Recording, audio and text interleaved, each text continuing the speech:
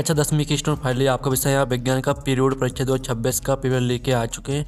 आप लोग बहुत सारे यहाँ पर कमेंट आ रहे थे कि विज्ञान विषय का पेपर लाओ, तो फाइनली आपका पेपर आ चुका है। तो इस वीडियो में संपूर्ण उत्तर सहित आपका पेपर कंप्लीट करने वाले हैं।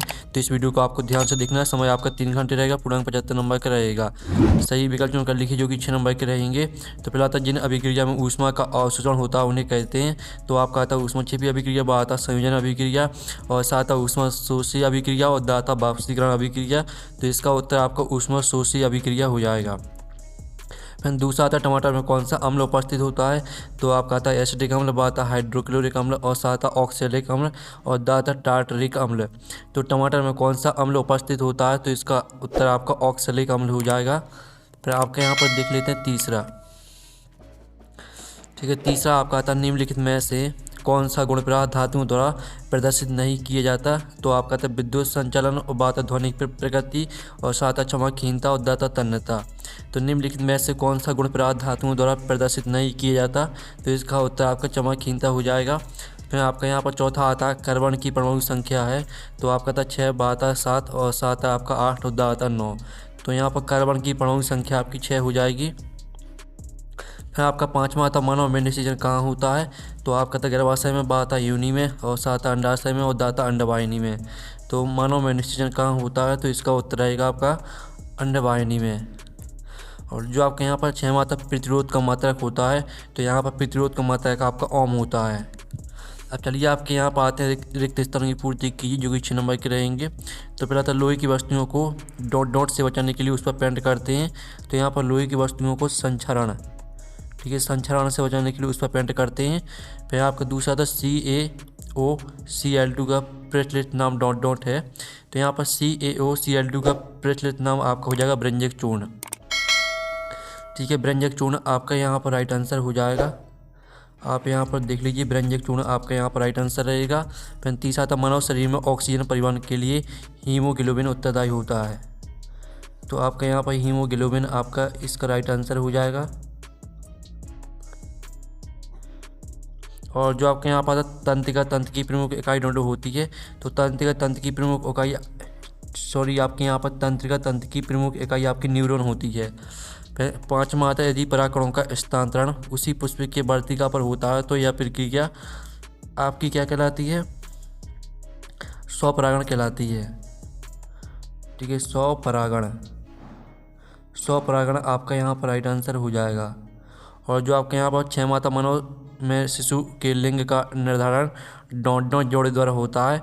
तो मानव में शिशु, ठीक है, शिशु के लिंग का निर्धारण आपके यहाँ पर 23वें जोड़े के द्वारा होता है। तो इस तरह से आपके रेगिस्तान कंप्लीट हो जाते हैं। अब आता सही जोड़ी बनाकर लिखी जो कि 6 नंबर की रहेंगी। स्तंभ अवयव में आपकी सही जोड़ी दी गई हैं। पहली आती है अवतल लेंस की क्षमता। तो यहाँ पर आपको ऋणात्मकता से मैच कर देना है। दूसरी आती समतल दर्पण, तो इसको आपको चेहरा देखने के लिए मैच कर देना है। और तीसरी आती ठीक है आकाश का नीला रंग, तो इसको आपको प्रकीर्णन से मैच कर देना है। और चौथी आती प्राकृतिक स्पेक्ट्रम, तो इसको आपको इंद्रधनुष से मैच कर देना है। और पाँचवीं आती है आपकी नेत्र दोष, तो इसको आपको कम प्रकाश में धुंधला दिखना, ये आपकी पाँचवीं। और 6वीं तारों का टिमटिमाना, तो इसको आपको वायुमंडलीय आवर्तन से मैच कर देना है। इस तरह से आपके यहाँ पर सही जुड़ी रहेंगी। अब प्रश्न 4 आता है एक शब्द वाक्य में उत्तर दी जो कि 6 नंबर के रहेंगे। तो पहला था H2 का योग तथा O2 का ह्रास क्या कहलाता है। तो यहाँ पर H2 का योग तथा O2 का ह्रास आपका अपचयन कहलाता है। ठीक है, अपचयन। और जो आपका यहाँ पर आता अम्लीय वर्षा का पीएच मान कितना होता है। तो अम्लीय वर्षा का पीएच मान आपका होता है 5.6 से कम। और जो आपके यहाँ पर दिया गया तीसरा जीवधारियों में ऊर्जा मुद्रा का नाम लिखिए। तो जो आपके यहाँ पर जीवधारियों में ऊर्जा मुद्रा का नाम है वो है आपका ATP। और जो आपके यहाँ पर दिया गया चौथा उस दर्पण का नाम बताइए जो बिंब का सीधा तथा आवर्धित बड़ा प्रतिबिंब बना सके। तो इसका उत्तर आपके यहाँ पर रहेगा, ठीक है, इसका उत्तर आपका अवतल दर्पण हो जाएगा। ठीक है, अवतल दर्पण आपका इसका उत्तर हो जाएगा। और जो आपका आता है 1 इलेक्ट्रॉन पर कितना आवेश होता है। तो यहाँ पर 1 इलेक्ट्रॉन पर होता है आपका 1.6 × 10⁻⁻⁹ कूलाम। और जो आपके यहाँ पर दिया पौधे अपना भोजन किस प्रक्रिया द्वारा बनाते हैं। तो यहाँ पौधे अपना भोजन प्रकाश संश्लेषण द्वारा बनाते हैं। ठीक है, प्रकाश संश्लेषण आपके यहाँ पर राइट आंसर हो जाएगा। तो इस तरह से जो आपके यहाँ पर 1 से 2 बार का मतलब वो कंप्लीट हो जाते हैं। और फिर हम यहाँ पर देख लेते हैं आपका प्रश्न 5 जो कि 70 आपके आते हैं। तो आप यहाँ पर देख लीजिए जो पदार्थ ऑक्सीकृत हो जाते हैं वे ऑक्सीकारक कहलाते हैं। तो पहला आपके यहाँ पर रहेगा असत्य। और दूसरा आता CO एक अम्लीय ऑक्साइड है, तो ये आपके यहाँ पर असत्य रहेगा। और तीसरा था वायुनिलय ऑक्सीजन रक्त को शरीर के विभिन्न भागों में प्रेषित करता है, तो तीसरा आपका सत्य रहेगा। चौथा आता पुष्प के लाल एवं सफ़ेद रंग में सफ़ेद प्रभावी एवं लाल अप्रभावी होता है, तो चौथा आपका यहाँ पर असत्य रहेगा। पाँचवा आता संवेदी न्यूरॉन मेरुरज्जु से आवेग को पेशियों तक पहुँचाती हैं, तो पाँचवा आपके यहाँ पर असत्य हो जाएगा। और छठवां आता है सोडियम अति क्रियाशील धातु है, तो ये आपका सत्य रहेगा। ठीक है, इस तरह से आपके सत्य असत्य हो जाते हैं। अब चलिए प्रश्न आपका 6 आता है ऊष्माशोषी अभिक्रिया किसे कहते हैं, एक उदाहरण लिखिए। अथवा आता शोषण को ऊष्माक्षेपी अभिक्रिया क्यों कहते हैं। तो चलिए हम इनका उत्तर देख लेते हैं। आप लोग वीडियो को लाइक जरूर कर लीजिए, इस वीडियो को अपने दोस्तों तक शेयर कर दीजिए। तो आप यहाँ पर देख लीजिए जिस रासायनिक अभिक्रिया में ऊष्मा का अवशोषण होता है उसे ऊष्माशोषी अभिक्रिया कहते हैं, और इसका उदाहरण भी देख लीजिए। और अथवा में आपका शोषण को ऊष्माक्षेपी अभिक्रिया क्यों कहते हैं, तो इसका उत्तर देख लीजिए। फिर आपका 7वां आता तेल एवं वसा युक्त पदार्थों को नाइट्रोजन से प्रभावित क्यों किया जाता है। अथवा आता वायु में जलाने के पूर्व मैग्नीशियम रेवड़ को साफ क्यों किया जाता है। तो आप यहाँ पर देख लीजिए आपका 7वें क्वेश्चन का उत्तर रहने वाला है। और वायु में जलाने के पूर्व मैग्नीशियम रेवड़ को साफ क्यों किया जाता है, तो इसका उत्तर देख लीजिए। फिर आपका 8वां आता उदासीनीकरण अभिक्रिया को उदाहरण से परिभाषित कीजिए। अथवा आता अम्ल का जलीय विलयन विद्युत का चलन क्यों करता है। तो आप यहाँ पर देख लीजिए आपका 8वें क्वेश्चन का आंसर रहेगा जब अम्ल और क्षारक आपस में क्रिया करके लवण और जल बनाते हैं तो इस अभिक्रिया को उदासीनीकरण कहते हैं। और साथ ही अथवा का उत्तर देख लीजिए, आपका अथवा का उत्तर रहने वाला है। फिर आपके यहाँ पर देख लेते हैं 9वां प्रश्न, किण्वन से आप क्या समझते हैं। अथवा आता विषम परमाणु क्या कहलाते हैं, उदाहरण लिखिए। तो आप यहाँ पर देख लीजिए यह एक जैव रासायनिक प्रक्रिया जिसमें सूक्ष्म जीव जैसे ईस्ट जटिल कार्बनिक पदार्थों जैसे चीनी को एंजाइमों की मदद से सरल पदार्थों जैसे अल्कोहल और CO2 में बदल देते हैं। और विषम परमाणु क्या कहलाते हैं, उदाहरण दीजिए। तो हाइड्रोकार्बन श्रृंखला में हाइड्रोजन को ठीक है प्रतिस्थापित करने वाले परमाणु जैसे ऑक्सीजन, नाइट्रोजन, सल्फर या हैलोजन विषम परमाणु कहलाते हैं। साथ ही इसका उदाहरण देख लीजिए। और फिर आपके यहाँ पर दिया गया भोजन के पाचन में लाल की क्या भूमिका है। अथवा था जाइलम और फ्लोएम में आपको 2 अंतर लिखना है, तो ये आपका 10वें प्रश्न का उत्तर रहेगा। और ये आपका जाइलम और फ्लोएम में अंतर रहेगा। फिर आपका था कायिक प्रबंधन क्या होता है। अथवा था द्विखंडन क्या है। तो आप यहाँ पर देख लीजिए कायिक प्रबंधन क्या होता है, इसका उत्तर देख लीजिए। और द्विखंडन क्या है, इसका उत्तर भी देख लीजिए। फिर आपके यहाँ पर 12वां आता द्विसंकर क्रॉस क्या होता है। अथवा था सावन तथा अपमार्जक में आपको 2 अंतर लिखना है। तो पहले तो आप यहाँ पर देख लीजिए द्विसंकर क्रॉस क्या होता है, जब 2 पौधों के बीच 2 जोड़ी विपरीत लक्षणों जैसे बीजों का आकार और रंग को ध्यान में रखकर संकरण कराया जाता है तो उसे द्विसंकर क्रॉस कहते हैं।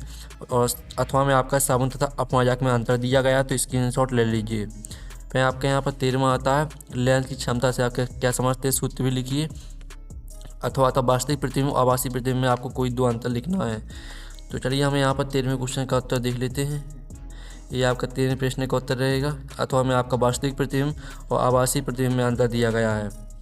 फिर आपका यहाँ पर 14वां आता चुंबकीय क्षेत्र रेखाओं के 2 गुण लिखिए। अथवा आता एक गोली दर्पण की वक्र त्रिज्या 20 सेंटीमीटर है, इसकी फोकस दूरी क्या होगी। तो आप यहाँ पर देख लीजिए आपका 14वें क्वेश्चन का उत्तर रहेगा चुंबकीय क्षेत्र रेखाओं के 2 गुण। और अथवा का उत्तर देख लीजिए जिसमें आपको फोकस दूरी निकाल ली थी 10 सेंटीमीटर आपका आंसर आ जाएगा। फिर आपका यहाँ पर 15वां आता गिलबर्ट वार्मिंग के कोई 2 कारण लिखिए। अथवा था मेंडल द्वारा प्रयोग के लिए मटर के पौधे का चुनाव क्यों किया गया। तो ये आपके गिलबर्ट वार्मिंग के 2 कारण दिए गए हैं। और ये आपका मेंडल द्वारा प्रयोग के लिए मटर के पौधे का चुनाव क्यों किया गया, तो इसको उत्तर देख लीजिए। और जो आपके यहाँ पर आता स्वपरागण और परपरागण में कोई 2 अंतर लिखिए। अथवा आता लैंगिक और अलैंगिक जनन में कोई 2 अंतर लिखिए। तो ये आपका स्वपरागण और परपरागण में अंतर दिया गया, साथ ही लैंगिक जनन और अलैंगिक जनन में 2 अंतर देख लीजिए। फिर आपका था जाइलम और फ्लोएम में आपको 2 अंतर लिखना है। अथवा था धातु एवं अधातु में 2 अंतर लिखिए। तो ये आपका जाइलम और फ्लोएम में अंतर दिया गया, और साथ ही आपका अथवा में धातु धातु में 2 अंतर दिया गया। ठीक है, धातु ऊष्मा और विद्युत की सुचालक होती है, अधातुएं कुचालक होती हैं। धातुएं आघातवर्ध उत्पन्न होती हैं जबकि अधातुएं भंगुर होती हैं। ठीक है, आप चलिए आपके यहाँ पर देख लेते हैं 18वां क्वेश्चन। ठीक है, संतुलित रासायनिक समीकरण किसे कहते हैं, एक संतुलित रासायनिक समीकरण लिखिए। अथवा तब बेकिंग सोडा बनाने की विधि उसके उपयोग लिखिए। तो आप यहाँ पर देख लीजिए ये आपका 18वें क्वेश्चन का उत्तर रहेगा, इसका आप स्क्रीनशॉट ले लीजिए। और ये आपका 18वें के अथवा का उत्तर रहेगा जिसमें आपको बेकिंग सोडा बनाने की विधि और उसके उपयोग लिखने थे। फिर आपको नेक्स्ट में आता है प्रकाश संश्लेषण क्या है, समीकरण सही लिखिए। अथवा आता है खाद्य श्रृंखला और खाद्य जाल में आपको कोई तीन अंतर लिखना है। तो पहले तो प्रकाश संश्लेषण क्या है आपको समीकरण सही लिखना है। तो आप पहले तो इतना स्क्रीनशॉट ले लीजिए।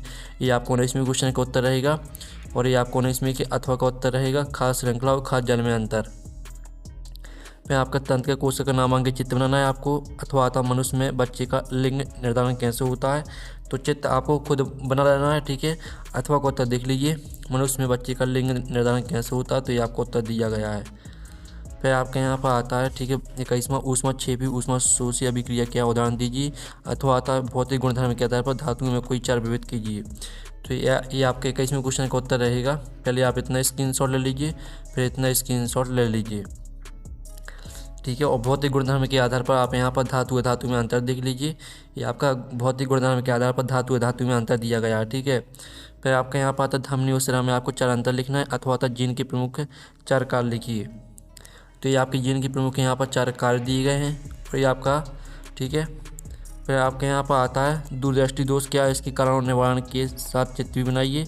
अथवा आता तारे टिमटिमाते हैं परंतु ग्रह नहीं, व्याख्या कीजिए। तो ये आपका दूरदृष्टि दोष क्या है, इसके कारण भी देख लीजिए, निवारण, ठीक है। और साथ ही तारे टिमटिमाते हैं परंतु ग्रह नहीं, इसका उत्तर भी देख लीजिए। इस तरह से आपका विज्ञान पेपर कंप्लीट हो जाता है। हम नेक्स्ट वीडियो में मिलते हैं। Thanks for watching.